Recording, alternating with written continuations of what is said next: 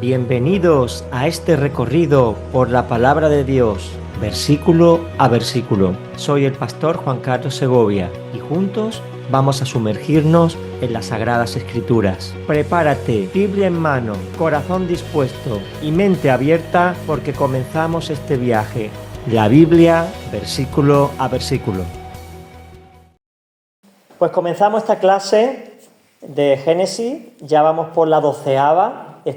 Nos quedan con estas 9 clases para completar la formación de Génesis, que está siendo un libro muy interesante. Dios no pone nada que no sea beneficioso para nosotros ni nos esté instruyendo en nuestra vida personal. En la clase pasada estuvimos con el capítulo 31 y 32, donde hablamos de cómo escapó Jacob de Labán y cómo lo persiguió y cómo tuvo que confrontarlo y cómo cuando ya consigue escaparse de Labán se encuentra con Esaú. ¿Y qué pasó en ese momento cuando se iba a encontrar con Esaú? Que Yahvé, el ángel de Yahvé, se aparece. ¿Quién es el ángel de Yahvé? Jesús, ¿vale? Una teofanía, una preencarnación de Jesucristo que se fue manifestando a lo largo de la historia desde el principio. En el Edén, quien se paseaba por el huerto del Edén era Jesús, porque dice la palabra que a Dios Padre nadie lo ha visto jamás. Luego, fijaros cómo Jesús se hace presente. Así que empezamos el capítulo 33 en el panorama de que ha luchado con los hombres y ha luchado con Dios, Jacob, y ha vencido. Con Labán porque pudo quitárselo de encima. Y con Dios porque peleó toda la noche para recibir su bendición. Y aunque parece que perdió porque el ángel o Jesucristo le pegó en el muslo y lo dejó cojo, fue una señal de que lo que había vivido no era una visión, sino fue un encuentro real. Y es el objetivo básico de que Dios lo dejara cojo. No te olvides, tuviste un encuentro conmigo, luchaste conmigo y has vencido. ¿Por qué? Porque la bendición que pedías se te ha dado. Pero te doy este golpe en recuerdo de que esto no fue una alucinación, ni una visión, ni un sueño. Fue un acontecimiento real que yo tuve contigo. Y dice el capítulo 33, versículo 1. Jacob alzó la vista y al ver que Esaú se acercaba con sus 400 hombres, repartió sus hijos entre Lea y Raquel y las 2 siervas, cada hijo con su madre. Ya sabéis que Lea tenía 6 hijos, más una hija que era Dina, 7. Y los otros 6 estaban repartidos, 2 con Raquel, 2 con Zilpa y 2 con Bula, era la otra sierva. Y dice el versículo 2, ya empezamos con los problemas. Dice el versículo 2, puso delante a las siervas con sus hijos, detrás a Lea con los suyos y a los últimos a Raquel con José. Puso primero a las siervas con sus hijos, por si Esaú atacaba, que murieran primero las siervas con los hijos de sus siervas. Después puso a Lea, por si acaso no se había satisfecho la venganza de Esaú, que matara a Lea a sus hijos. Y al final a su esposa favorita con su hijo José. Una barbaridad. ¿Por qué pones a unos hijos como más valiosos que otros? O los quitas a todos de en medio o los pones delante, pero estaba creando una división tremenda dentro del seno familiar por un favoritismo que era carnal, entre otras cosas, porque el Mesías no iba a venir de Raquel ni de José, iba a venir de Lea y de Judá. O sea, fijaros la carnalidad en esta estrategia para proteger a su esposa amada y a su hijo José. Totalmente carnal y fuera de toda visión espiritual. Es verdad que Jacob no sabía que de Judá iba a venir el Mesías, pero consultaste a Jesús para ver cómo hacerlo, fue su criterio humano. Por eso los criterios humanos nunca nos llevan a buen puerto y siempre, pareciendo lógico, acaba resultando una tragedia, porque el justo por la fe vivirá y no por lo que ven los ojos ni las estrategias normales.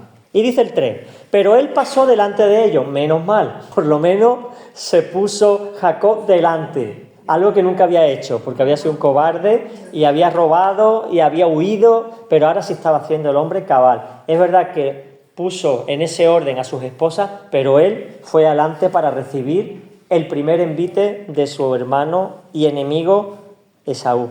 Y se postró en tierra 7 veces. hasta acercarse a su hermano. Es decir, conforme iba acercándose el hermano, él se postraba, se volvía a levantar, seguía andando y se volvía a postrar. Y así 7 veces hasta que el hermano llegó. El 7 representa sumisión total. Tú eres mi Señor, lo cual muestra que Jacob estaba siendo movido por el miedo y no porque Dios lo condujera. Ante Dios te postrarás y solo a Él servirás. Sin embargo, estaba reconsiderando a Esaú, que Dios ya había profetizado que era, siendo mayor en edad, era menor que él espiritualmente hablando. Él, por el miedo a que su hermano se vengara, lo cual manifestaba falta de fe, porque Dios le dijo, de ti haré una gran nación, luego no tenía por qué temer mal ninguno de Esaú.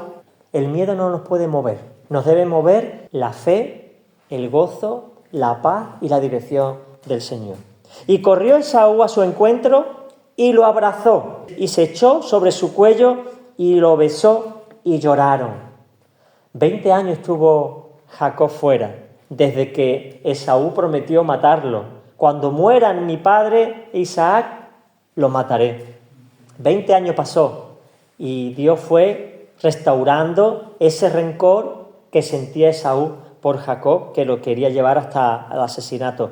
Lo besó y lloraron. Supongo que para Jacob sería un consuelo la aceptación de Esaú, con lo mal que se había portado Jacob, porque lo manipuló por la primogenitura, que ya sabéis los beneficios que tenía, quedarse con doble porción de la herencia y ser el patriarca de toda la tribu.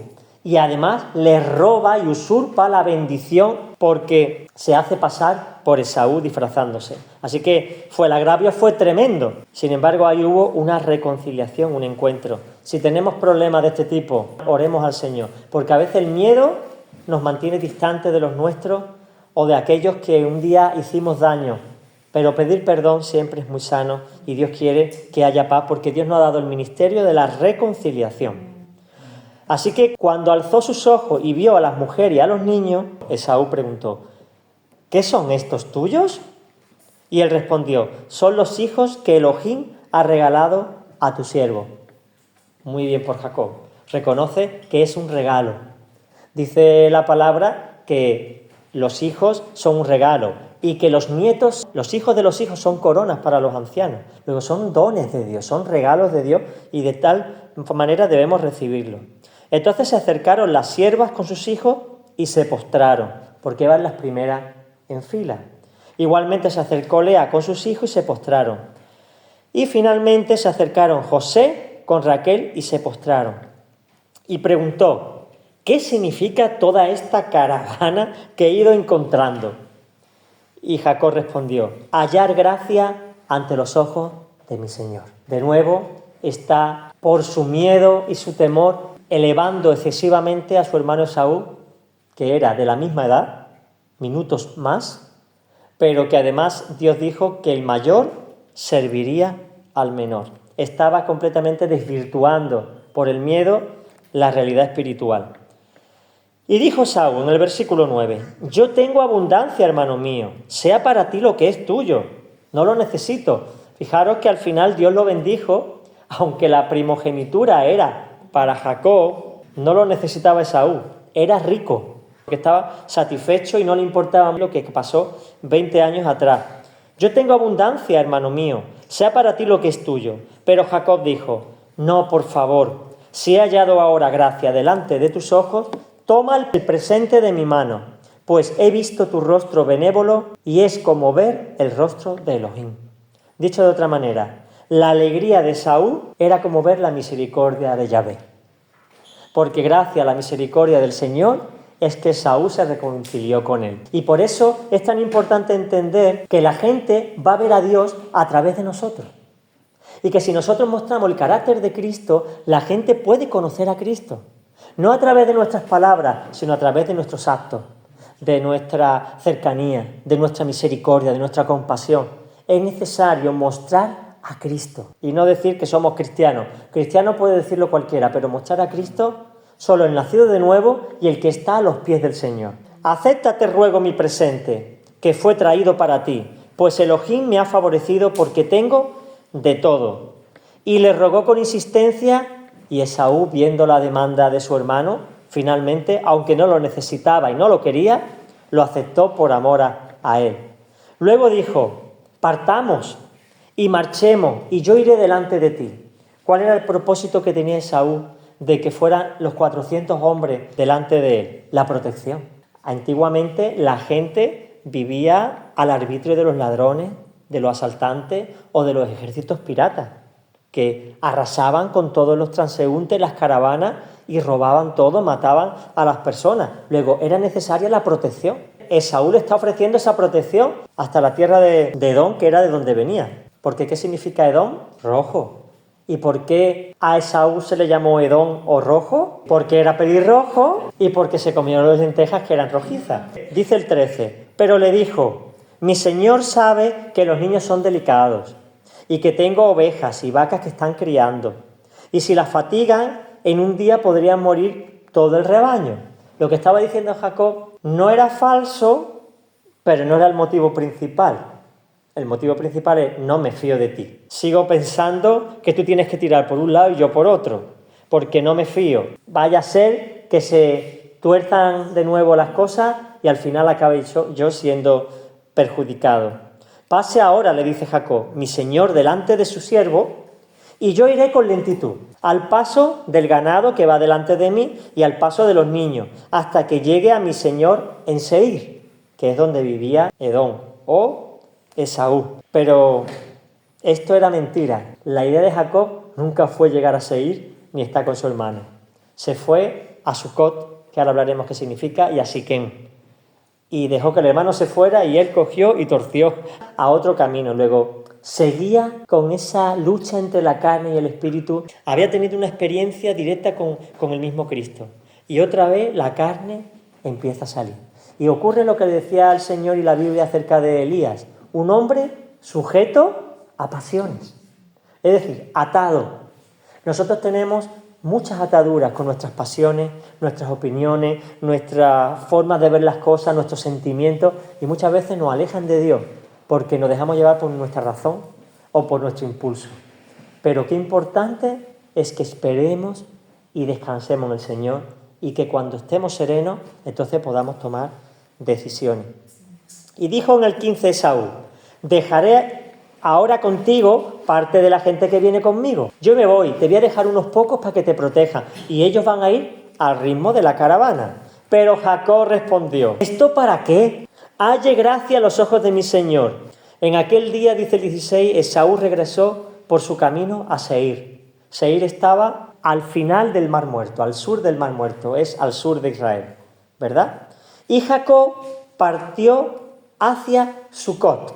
Era el mismo camino, pero era mucho más al norte. Y fue para Sucot. Fijaros que ahora explicaré qué significa Sucot y lo importante que es. Y edificó para sí una casa, e hizo cobertizos para su ganado. Por eso llamó a aquel lugar Sucot. ¿Sabéis qué significa? Cabañas. Por eso los judíos tienen lo que le llaman la fiesta de Sucot, o fiesta de los tabernáculos. ¿Os acordáis cuando Jesús sube con Juan, Santiago y Pedro al monte, un monte muy alto, se transfigura y quedan espantados? ¿Qué dice Pedro? Buena cosa es que hagamos una enramada o una tienda para Elías y otra para Moisés. Lo decía Pedro porque estaba muerto de miedo y estaba hablando tonterías, como si necesitaran Elías y Moisés una enramada, una tienda. Eran seres espirituales glorificados. Ya no necesitaban ni comer, ni dormir, ni beber. Así que Sucot significa tienda y de ahí aparece la fiesta de los tabernáculos, la fiesta de Sucot, que representa 40 años en el desierto. Los 40 años que estuvieron en el desierto, ¿cómo vivieron? En cabañas, en tiendas. Por eso esta fiesta, años después, acordaos, esto pasó 500 años antes de que pasara lo de Moisés. Pero ya se estaba preparando y Dios dijo que se hiciera la fiesta de los tabernáculos. Bueno, pues ya se había puesto la primera piedra en esa fiesta, que fue cuando Jacob parte para Sucot. Y dice el 18, cuando volvió de Padán Aram, que era donde realmente vivía con Labán, ya sabéis, el sur de Turquía o norte de Siria, cuando volvió de Padán Aram, Jacob llegó en paz a la ciudad de Siquem. ¿Por qué en paz? porque ya había escapado de Labán y se había quitado de en medio a su hermano. Se había restaurado la relación, pero como él seguía con su inquietud, se fue para otro lado y llegó en paz. Ya estoy tranquilo, ya mis adversarios naturales no están. Y fue a la ciudad de Siquem, que está como a 30 kilómetros de Sucot. Sucot no estaba en Canaán. ¿Qué es la tierra que Dios le prometió a Jacob? Canaán. Pero estaban fuera. Entonces, él cruzó el Jordán, que está muy cerquita de Sucot, y pasó la frontera y entró en Canaán. Y allí se fue a Siquem. ¿Cuál es el problema?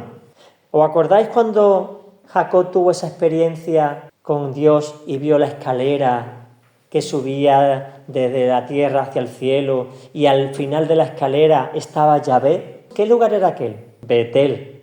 ¿Y qué significa Bet-El? Bet Elohim, casa de Dios. Y Dios le dijo, cuando tuvo el sueño, ¿ves esta tierra? Donde estás ahora será para ti. ¿Qué tenía que haber hecho Jacob? Irse a Betel. Había estado 20 años fuera. Dios cumplió su promesa trayéndole a la tierra sano y salvo, pero se va a Siquem y no a Betel.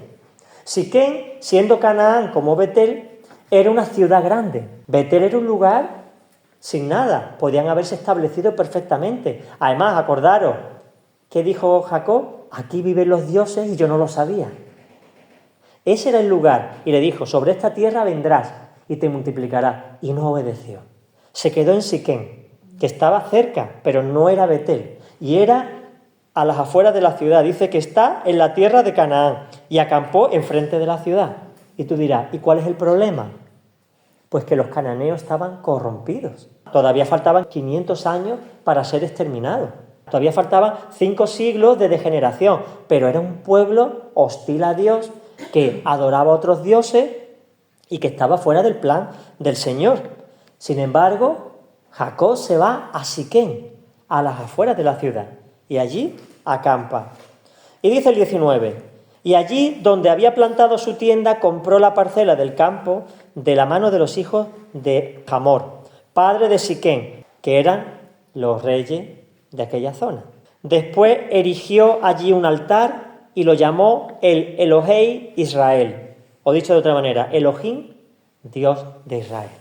Acordados, en ese encuentro con Jesús cambió algo en él, su físico porque fue dañada la pierna, pero ¿qué más? Su nombre. Ya no sería Jacob, suplantador, engañador, ahora sería Israel, Isra Elohim, el que lucha con Dios. Todos los nombres hebreos que acaben en él, Rafael, Gabriel, Peniel, Betel, todos son Elohim y la primera parte. Muy interesante. Y ya vamos al capítulo 34 y aquí vemos las consecuencias de lo que acabo de decir. No obedecer a Dios siempre nos va a traer problemas. Aunque esté basada en la lógica más cuerda y objetiva, si no es lo que Dios nos ha dicho, ni de la forma que Dios nos ha dicho, nos va a traer problemas. Dina, la hija que Lea había dado a luz a Jacob, salió a ver a las hijas de aquella tierra. Y ya empezamos con los problemas. Empezó a relacionarse con gente que no era de su propio pueblo. Y tú dirás, bueno, es que tampoco eran muchos. Eran los hijos y algunos siervos y esclavos que vendrían. Se encontraría sola. Sí, puede ser. Pero la tentación de estar cerca de un colectivo que está contaminado es muy grande. Entonces ella empezó a visitar, era una adolescente, tenían que comerciar con aquello, no es que ella fuera por su cuenta, irían allí a la ciudad de Siquem, comerciaría, porque Jacob tenía muchos rebaños, ¿y a quién se lo iba a vender? ¿Y con quién iba a comerciar? Pues con los habitantes de aquella ciudad. Y la hija empezó a adentrarse junto con sus hermanos, y empezó a tener contacto con las hijas de aquella tierra. Y la vio Siquem, el mismo nombre de la ciudad, pero era el príncipe de aquel reino. Hijo de Hamor. ¿Sabéis qué significa Siquem? Hombro. Y es un símbolo de autoridad. El hombro, la espalda eran señal en aquella época de autoridad. Y este era un príncipe. Y era un hombre joven, que tendría 25 años, porque le llaman joven, pero ya sobresalía. Y su padre era Hamor, que significa asno. La connotación que tenía en aquella época el burro no era la nuestra de obstinado, sino de poder. Era de fuerza y de riqueza, porque el burro era un animal muy utilizado para prosperar en aquella época, un animal de carga, un animal muy polivalente. Entonces, el asno estaba considerado como un animal con muchos recursos, por eso se le llamó Hamor. Dice, y la vio Siquén, hijo de Hamor, el hebeo, príncipe de aquella tierra. ¿Quiénes son estos? Son hebeos. ¿Sabéis quiénes son los hebeos? 500 años después, Josué empieza a conquistar Canaán, esta misma tierra. Ya habían llegado a su límite en la maldad. Y cuando Josué conquista Jericó y Jai y otras ciudades, los hebeos tuvieron miedo e hicieron una treta. Se cambiaron las ropas, se pusieron sacos viejos y rotos, disimularon y dijeron a una comitiva, y engañarlo. Entonces fueron a los israelíes y le dijeron, nosotros somos de una tierra lejana, que queremos hacer paz con vosotros y comerciar y unirnos a vosotros y ser de vuestro reino. Y mirad nuestras ropas, se nos han ido estropeando en el camino. Y Josué tuvo misericordia y los perdonó y no los exterminó como otros pueblos. Cuando Dios había dicho, extermina todo lo que haya en Canaán porque está maldito. Pues al final Josué se comprometió a perdonarlos y los convirtió en siervos. Y fueron un problema porque no obedecieron a Dios. Este es el pueblo, el inicio, o por lo menos las primeras etapas de ese pueblo hebeo que 500 años después engañó a Israel. Así que fijaros si se equivocó Jacob a la hora de viajar yéndose a Siquén y no a Betel. Así que la vio Siquén a Dina, hija de Hamor, el hebeo, príncipe de aquella tierra, y la tomó y se acostó con ella y la humilló. O sea, básicamente la violó. Él era un hombre de posición, aunque era joven, era el príncipe. La vio, le gustó, no sabemos cómo fue el protocolo, el caso es que abusó de ella. Pero dice que su alma se apegó a Dina, la hija de Jacob, y se enamoró de la muchacha, y dice que habló al corazón de la muchacha. ¿Qué significa? Esta es una frase proverbial que significa que buscaba ganarse el afecto de ella, intentar conquistarla. Él la forzó, pero se quedó enamorada o prendada de ella. Dice el 4, y habló Siquén a su padre Hamor, diciendo, tómame a esta jovencita por mujer. Y oyó Jacob que él había contaminado a su hija Dina. Pero como sus hijos estaban con su ganado en el campo, Jacob guardó silencio hasta la llegada de ellos. ¿Podemos decir que Jacob no se indignó? Se mostró callado, no dijo nada a nadie, se enteró. ¿Por qué? Porque él hacía negocios allí. O sea, era algo público y aquello sería notorio. Siquén ha cogido a una muchacha y la quiere hacer su esposa, ha abusado de ella y eso sería del dominio público. Y le llegó a Jacob, sus hermanos, sus hijos no lo escucharon. Entonces Hamor, padre de Siquén, salió a Jacob para tratar con él. ¿Dónde se hacían las contrataciones, los juicios y los negocios? En la puerta de la ciudad. La ciudad era amurallada porque había peligro de saqueo, de robo y de conquistas. Por lo tanto, todas las ciudades cananeas tenían muros altos y la puerta era la vida de la ciudad. Nadie entraba ni salía si no era por la puerta. Todo negocio se hacía allí porque allí estaban los testigos.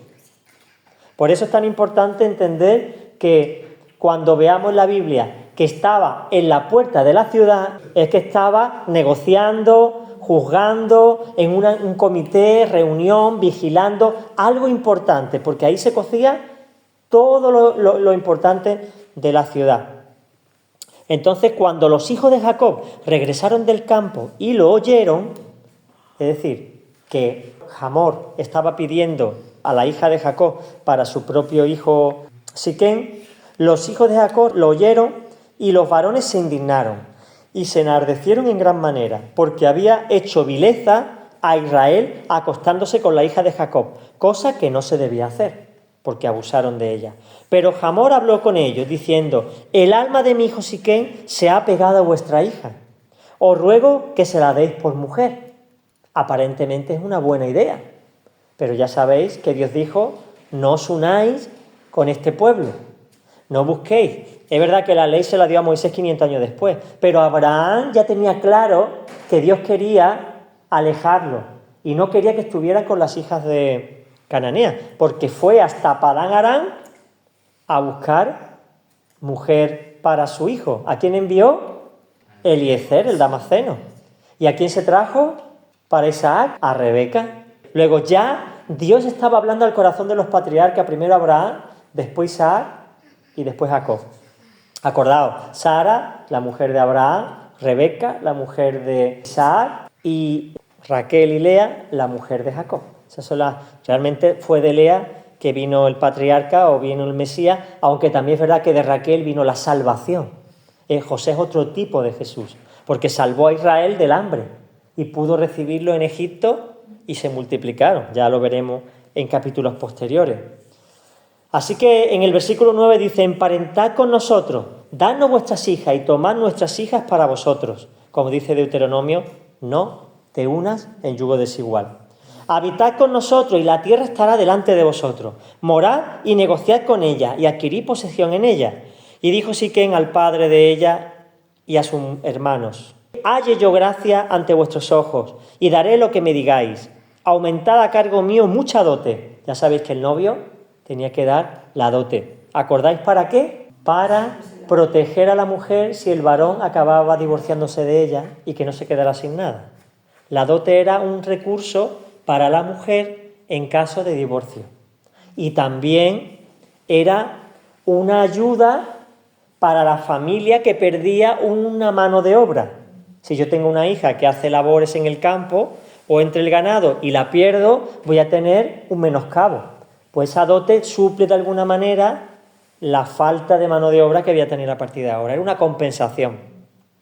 Así que en este caso le dice Siquem: yo daré mucha dote. Si el problema es económico, yo soy el príncipe. Yo voy a dar una dote y regalos. Y yo daré cuanto me digáis, pero dadme a la muchacha por mujer. Vemos que tenía un interés bastante grande por ella. Me imagino que, como todas las matriarcas eran muy hermosas, esta Dina también lo sería, por herencia, ¿no?, de su padre Jacob.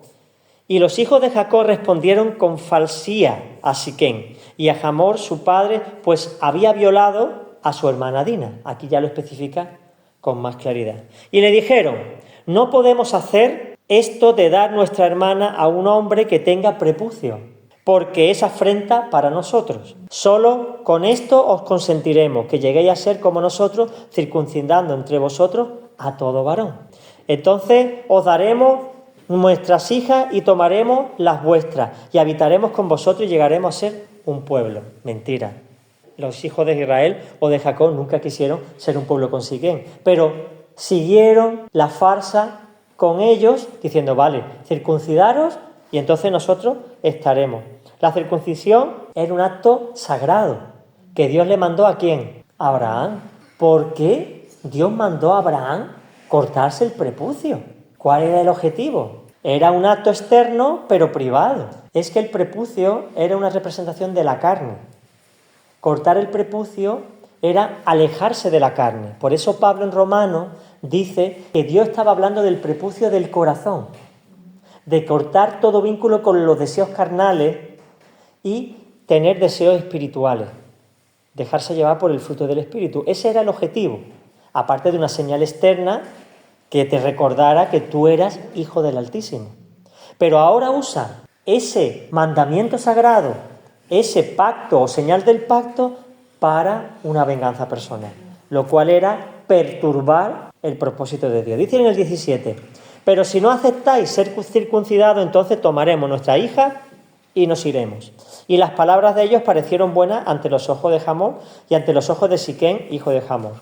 Y no demoró el muchacho en hacer aquello, o sea, tenía tanto interés que lo hizo inmediatamente, porque se deleitaba con la hija de Jacob. Y él era el más distinguido de toda la casa de su padre. Probablemente sería el heredero del trono y el más privilegiado entre sus hermanos. Y fueron Hamor y Siquem, su hijo, a la puerta de la ciudad. Y hablaron a los hombres de su ciudad diciendo, es decir, a todos los príncipes, a los terratenientes, a los varones, a los jefes de cada casa, o sea, algo que fuera de testimonio. Por eso las bodas son tan importantes? Porque la boda se hace delante de testigos que confirman esa unión. Y por eso para Dios no es válido que una pareja decida irse por su cuenta a vivir juntos. Dios no contempla eso como algo sagrado. ¿Por qué? No hay testimonio de nadie. Lo han hecho a escondidas. Y todo acto público y solemne debe ser con testigos de la Iglesia, con testigos de los ancianos y con la aprobación de sus autoridades. Ese es el verdadero motivo de la boda. No es simplemente firmar un papel. Es que tú estás demostrando tu fidelidad a tu pareja hasta que el Señor os separe delante de toda la congregación, delante de tus autoridades como padre y delante de tus autoridades espirituales. Y eso es un sello para Dios, porque para Dios la autoridad es muy importante. Y lo que se haga sin la autoridad no tiene valor. Y entonces fueron allí a la puerta de su ciudad y hablaron a los hombres de su ciudad diciendo: esta gente son pacíficas con nosotros, habitarán en la tierra, traficarán en ella. Pues mirad, la tierra es bastante ancha para ellos. Tomaremos sus hijas por mujeres y les daremos nuestras hijas. Pero solo con esto consentirán en habitar con nosotros, para ser un pueblo, que todo varón nuestro sea circuncidado, así como ellos están circuncidados. ¿Acaso no llegarán a ser su ganado y su hacienda? Vamos a cortarnos el prepucio, pero vamos a salir ganando porque nuestro reino va a aumentar. Se va a unir una familia importante con muchos recursos. Vamos a salir ganando. Así que al final había también un interés comercial, por lo menos de parte de Hamor, ¿verdad? Solo convengamos con ellos y habitarán con nosotros. Y todos los que salían a la puerta de su ciudad obedecieron a Hamor y a su hijo Siquén, y fue circuncidado todo varón. Cuantos salían a la puerta de su ciudad eran informados del evento y consentían en este pacto.